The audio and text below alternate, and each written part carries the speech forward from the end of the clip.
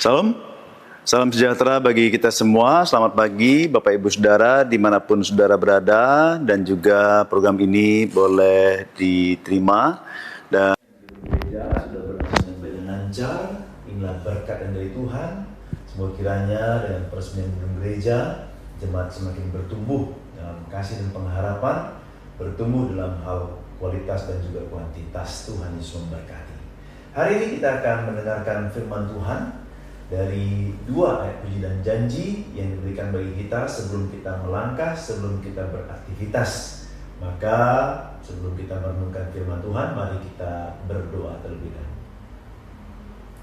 Bapa kami yang di surga, kami bersyukur untuk kasih setia Tuhan dalam hidup kami, bersyukur untuk hari kemarin, bersyukur untuk malam yang boleh kami lewati, dan pagi ini kami sedang menjelang hari baru dan juga percayakan berkat-Mu Tuhan. Sebelum kami melangkah beraktivitas, kami mohon berkat Tuhan untuk firman yang boleh kami dengar, menguatkan dan menolong kami semua. Ini doa kami, Roh Kudus berkaryalah, dalam nama Yesus kami berdoa, amin. Saudara, firman Tuhan yang diberikan bagi kita ada 2 ayat, satu dari Perjanjian Lama, satu dari Perjanjian Baru. Kita akan membaca dari ayat Perjanjian Lama dari kitab Nabi Yesaya, pasalnya yang ke-60, ayatnya yang ke-16, bagian B. Maka engkau akan mengetahui bahwa Aku, Tuhan, adalah juru selamatmu dan penebusmu yang maha kuat, Allah Yakub. Bacaan yang kedua dari kitab surat 1 Timotius pasal yang keempat, ayatnya yang ke-10. Itulah sebabnya kita berjerih payah dan berjuang, karena kita menaruh pengharapan kita kepada Allah yang hidup, juru selamat semua manusia, terutama mereka yang percaya. Demikian sabda Tuhan. Yang berbahagialah kita semua yang membaca dan merenungkan firman Tuhan serta memelihara dalam hidup sehari-hari. Haleluya. Saudara-saudara, sobat sapaan kasih dimanapun berada, firman Tuhan hari ini mengingatkan kita akan kasih setia Tuhan di dalam hidup kita. Oleh karena itu, hari ini judul yang diberikan bagi kita adalah di tangan juru selamat yang maha kuasa. Saya ulangi kembali, di tangan juru selamat yang maha kuasa. Saudara bisa dibayangkan kalau sekiranya ada seseorang yang terombang-ambing di laut karena suatu keadaan, suatu insiden yang terjadi, dia terombang-ambing di laut. Apa yang bisa dilakukannya? Dia bisa meminta tolong. Apakah dia bisa menyelamatkan dirinya sendiri? Dia bisa. Mungkin dia bergantung pada sebuah papan, tapi itu hanya sementara. Dia membutuhkan orang lain, kapal yang datang kepadanya, mengulurkan tangan, lalu kemudian menyelamatkan dia. Itulah yang terjadi sesungguhnya dalam kehidupan kita, bahwa kita memerlukan Tuhan. Kita memerlukan Sang Juru Selamat. Nah, 2 firman Tuhan ini mengingatkan kita akan hal tersebut. Pada ayat yang pertama, saudara kasih Tuhan, dalam kitab Nabi Yesaya, ini bicara terkait dengan bangsa Israel yang ada dalam kondisi menderita pasca pembuangan. Dia dikena hukuman dan dia dibuang. Dan bangsa Israel mengalami kehancuran. Dia kehilangan identitasnya dan dia kehilangan harapannya. Tapi disinilah Tuhan luar biasa. Allah itu kasih. Dia menyampaikan kepada bangsa Israel, menyatakan bahwa Akulah Tuhan juru selamatmu. Berarti apa? Dia Allah yang menyelamatkan bangsa Israel. Dia yang menebus bangsa Israel karena kekuasaannya, karena berkatnya dan juga kasihnya. Hal ini juga dilanjutkan di dalam surat 1 Timotius pasal 4 ayat yang ke-10 yang sudah kita baca tadi, bahwa kita menaruh pengharapan kita kepada Allah yang hidup, sehingga apa yang disampaikan dalam Perjanjian Lama mendapatkan penggenapannya di Perjanjian Baru, yaitu kita percaya kepada Allah yang hidup, yaitu Tuhan Yesus Kristus, yang memberikan kita keselamatan, memberikan kita hidup yang kekal. Oleh karena itu kita sungguh bersyukur dalam hal ini. Yang pertama, saudara, apa yang kita syukuri? Kalau Yesaya menegaskan Tuhan adalah penebus, bahwa dia juga tidak hanya sebagai guru selamat, tapi juga sebagai juru selamat. Berarti bahwa kita diberikan kesempatan untuk selamat oleh karena kasih-Nya.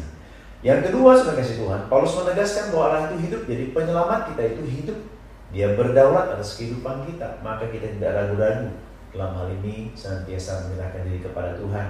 Maka kita ingat akan introitus minggu yang lalu pada tanggal 14 mengingatkan, marilah kepadaku yang letih lesu. Berarti apa? Tuhan menjanjikan berkat bagi kita, menjanjikan kekuatan bagi kita, pertolongan bagi kita semua. Lalu apa yang bisa kita lakukan, saudara? Mari kita bangun prinsip yang benar dalam kehidupan bahwa kita punya penebus yang hidup. Kita memerlukan Tuhan dalam hidup kita dan kita bersyukur Tuhan memiliki penebus. Maka bergantunglah kepada Tuhan senantiasa dalam kehidupan kita sehari-hari. Taruh kepercayaan kita kepada Tuhan yang hidup, bukan kepada yang lainnya. Dan berikutnya tentu kalau kita sudah tahu akan Allah yang hidup itu, mari bagikan kepada sekitar kita. Berikan informasi melalui kesaksian hidup kita bahwa Allah kita hidup, penebus kita hidup. Kalau kita sudah selamat, mari kita juga punya kerinduan untuk orang lain selamat. Bagaimana caranya? Jaga saksi Kristus di dalam kehidupan kita dan sampaikan kepada sekitar kita bahwa hanya Yesus juru selamat, tidak ada yang lain. Amin. Kita lanjutkan dengan ujian.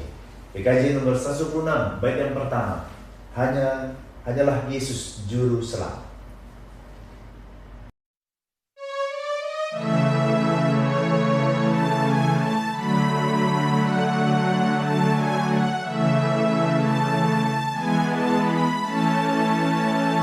Hanyalah Yesus juru selamat, Dialah sumber hidup bakal.